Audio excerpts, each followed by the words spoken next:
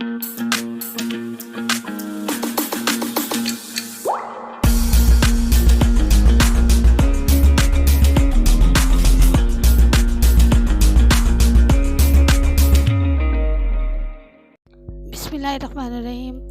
अस्सलाम वालेकुम dear students, welcome my YouTube channel Bio Mindscape. तो आज का हमारा टॉपिक है ओरिजिन ऑफ कुरान एंड बायोलॉजी। अब कुरान एंड बायोलॉजी जो टॉपिक है ये पढ़ने में समझने में ज़्यादा मुश्किल नहीं है, लेकिन इसमें हम ये जो है ये एज अ लॉन्ग क्वेश्चन आ जाता है। अब हम एज अ लॉन्ग क्वेश्चन इसे कैसे कर सकते हैं वो हम देखेंगे कि हम इसे एज अ लॉन्ग क्वेश्चन कैसे सॉल्व कर सकते हैं। सबसे पहले हमारी जो हेडिंग होगी वो होगा origin of life. Origin of life. अब ओरिजिन ऑफ लाइफ के बारे में अल्लाह ताला ने कुरान मजीद में बहुत से जगहों पर हिंट्स दिए हैं about living organism and characteristics and origins. Origin और उसकी करेक्टरिस्टिक के बारे में बहुत ज़्यादा हिंट्स दिए हैं। इसी तरह सूरह अंबिया में आयत नंबर 30 पर अल्लाह ताला ने फरमाया वजअलना मिनल माइन कुल्ला शैइन हई, कि हमने हर चीज़ वाटर से बनाई। We made everything from water, हमने हर चीज़ पानी से बनाई है। अब ये कैसे हुआ, कैसे साइंटिस्ट ने भी इसे प्रूव किया कि हमने हर चीज़ पानी से बनाई है। अब गर्म चश्मे से एक ऑर्गेनिज़म निकला जिसे हम प्रोकैरियोट्स का नाम देते हैं, प्रोकैरियोट्स, यूकैरियोट्स वगैरह, तो प्रोकैरियोट्स का नाम देते हैं। इसमें ये जो है, अब इसके अलावा ये प्रोटोप्लाज्म जो है ये पहला ऑर्गेनिज़म है जो 60 to 70% कंपोजिशन करता है वाटर की कंपोजिशन होती है इसमें, वाटर इसमें पाया जाता है लिविंग ऑर्गेनिज़म में। अब प्रोटोप्लाज्म क्या है, प्रोटोप्लाज्म जो है वो living organism, living part of cell है जो कंप्राइजेस करता है डिफरेंट सेलुलर ऑर्गेनेलीज को, और ये जेली लाइक होता है और कलरलेस होता है। अब ये देखें कि ये एक सेल है, इसमें ये न्यूक्लियस है, ठीक है। अब ये साइटोप्लाज्म है। अब न्यूक्लियस और साइटोप्लाज्म जब दोनों मिलेंगे तो ये प्रोटोप्लाज्म को बनाएंगे। मतलब ये लिविंग ऑर्गेनिज्म और लिविंग पार्ट ऑफ सेल है, और इसके अलावा ये ऑर्गेनेलीज को सेलुलर ऑर्गेनेलीज को कंप्राइजेस करता है, और ये जेली लाइक होता है और कलरलेस होता है, ये जो प्रोटोप्लाज्म होता है। और इसकी बॉडी में 70 to 60% जो होता है वो वाटर पाया जाता है, ये वाटर पर डिपेंड करते हैं। इसी तरह सूरह रहमान में आयत नंबर 14 में फरमाया कि we make man from clay like potter, हमने इंसान को मट्टी से बनाया। अब मट्टी से कैसे बनाया कि सबसे पहले जो पानी था, पानी में पानी जो है, पानी में प्रोटोप्लाज्म थे, प्रोटोप्लाज्म जो सेल में चेंज हो गए, फिर ब्लड बना, उसमें ब्लड में आया, ब्लड जो है वो गोश्त का लोथड़ा बना, गोश्त के लोथड़े पे हड्डियां आई, फिर उसके बाद उस जो था उन हड्डियों पे गोश्त का लोथड़ा बना, इस तरह एक ढांचा बना और इस तरह एक कंप्लीट मैन बन गया। अल्लाह ताला ने एक और जगह कुरान मजीद के में फरमाया कि हमने हर चीज़ जो है वो खून के लोथड़े से बनाई है। अब खून के लोथड़े से कैसे कि पानी और मिट्टी को मिलने से जो वो खून का लोथड़ा बना, उसमें लोथड़े से फिर वो एक ढांचे में चेंज हुआ हड्डियों में, फिर वो जो हड्डियां हैं उनके ऊपर गोश्त आया, एक कंप्लीट ऑर्गेनिज़म बना।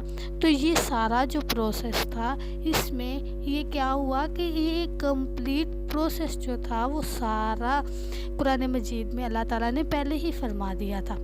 नेक्स्ट है हमारा टॉपिक मुस्लिम साइंटिस्ट, मतलब मुसलमान कौन कौन से साइंटिस्ट थे जिन्होंने बायोलॉजी पर रिसर्च की थी।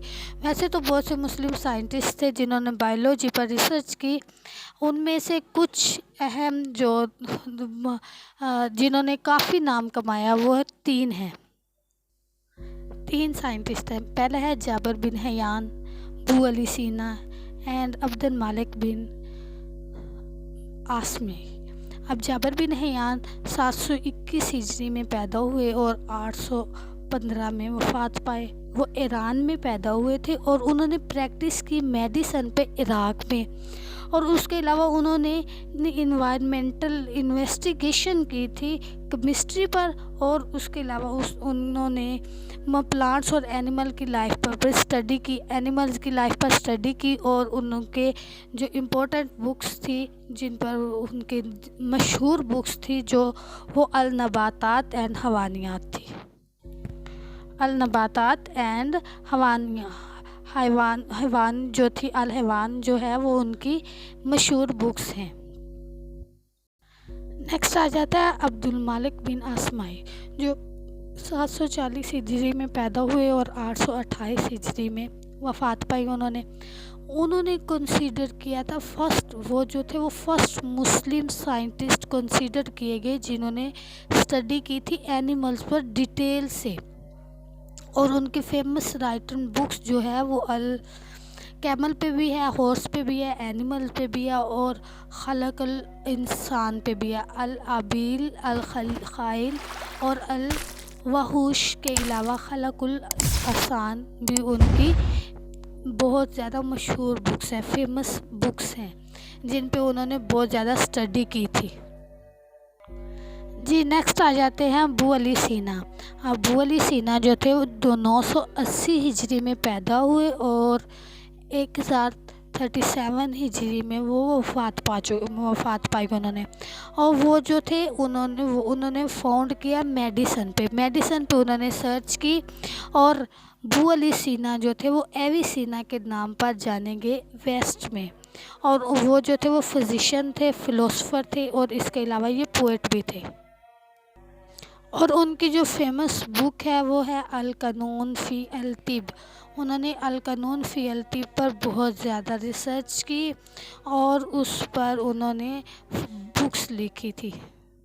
जी स्टूडेंट्स, नेक्स्ट पढ़ेंगे हम कैरियर इन बायोलॉजी, मतलब बायोलॉजी में हम कौन सी जॉब कर सकते हैं। तो बायोलॉजी जो है वो एसेंशियल है फॉर द स्टूडेंट्स आजकल के दौर में। सबसे पहले ये मेडिकल और सर्जरी में काम आ सकता है, एग्रीकल्चर में, और उसके अलावा हॉर्टिकल्चर में, फार्मिंग में, फिशरी में, बायोटेक्नोलॉजी में, एनिमल हस्बेंड्री में, और उसके अलावा मेडिसन और सर्जरीज़ के अलावा हर चीज़ में मतलब ये इम्पोर्टेंट रोल प्ले करता है। अब मेडिसन में कैसे रोल प्ले करते हैं? मेडिसन और सर्जरी की मदद से MBBS जो डॉक्टर बनते हैं ये बायोलॉजी की वजह से बनते हैं। बायोलॉजी से ही बायोलॉजी ही पढ़कर वो MBBS बनते हैं। उसके अलावा वो किडनी, लीवर्स वगैरह के डॉक्टर उनके ट्रांसप्लांटेशन कर सकते हैं बायोलॉजी पढ़कर। ये स्पेशलाइजेशन होती है इनके स्टूडेंट्स में। नेक्स्ट है हमारा फिशरीज़ में क्या होगा कि फिशरीज जो है उसमें हम स्टडी करेंगे फ़िश के प्रोडक्शन की, उसके डिपार्टमेंट्स कितने हैं पाकिस्तान में उनके बारे में हम करेंगे। पाकिस्तान के डिपार्टमेंट्स में हम उनके बारे में स्टडी कर सकते हैं। और ज़ूलॉजी और फिशरीज जो है ये मास्टर लेवल होता है, मास्टर लेवल ऑफ बैचलर होता है। नेक्स्ट है एग्रीकल्चर में हम प्रोफेशनल डील कर सकते हैं विद फूड, क्रॉप और एनिमल्स में, और उसके अलावा ये फूड सोर्सेज में भी काम आता है। इसके अलावा एनिमल हस्बेंड्री क्या है कि ये ब्रांच है एग्रीकल्चर की जो कंसर्न करती है care and breathing of domestic animals में, लाइक कैटल, शीप, इन सब की ये केयर करती है और उनकी ब्रीडिंग करती है। आगे हॉर्टिकल्चर में क्या कर सकते हैं कि ये आर्ट ऑफ गार्डनिंग के आर्ट से ये रिलेटेड होती है, मतलब हम जो गार्डनिंग करते हैं उनके लिए ये हेल्पफुल होती है। इसके अलावा फार्मिंग आ जाती है। फार्मिंग में फार्मिंग में ये development and maintenance of different type of farms वगैरह को की डेवलपमेंट कर सकते हैं, उन्हें मेंटेन कर सकते हैं। इसके अलावा फॉरेस्ट्री में प्रोफेशनली लुक किया जाता है नेचुरल फॉरेस्ट को, जो कुदरती तौर पर फॉरेस्ट पाए जाते हैं उन्हें प्रोफेशनली उनकी देखते हैं उनको, और उनके देखभाल के लिए कुछ मखसूस लोग रखे जाते हैं जो बायोलॉजी की वजह से ही बायोलॉजी ही पढ़ने से होते हैं। अब है बायोटेक्नोलॉजी जो होती है उसमें फील्ड ऑफ बायोलॉजी के फील्ड के स्टडी, ये बायोलॉजी का फील्ड है जिसमें वर्क करते हैं हम माइक्रो ऑर्गेनिज्म की यूनिवर्सल लेवल पर हम माइक्रो ऑर्गेनिज्म की स्टडी करते हैं।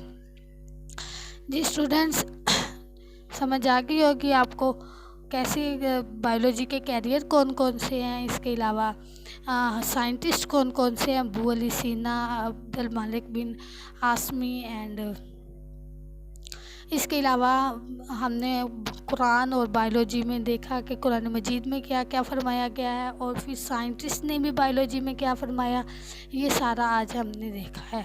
Thank you for watching.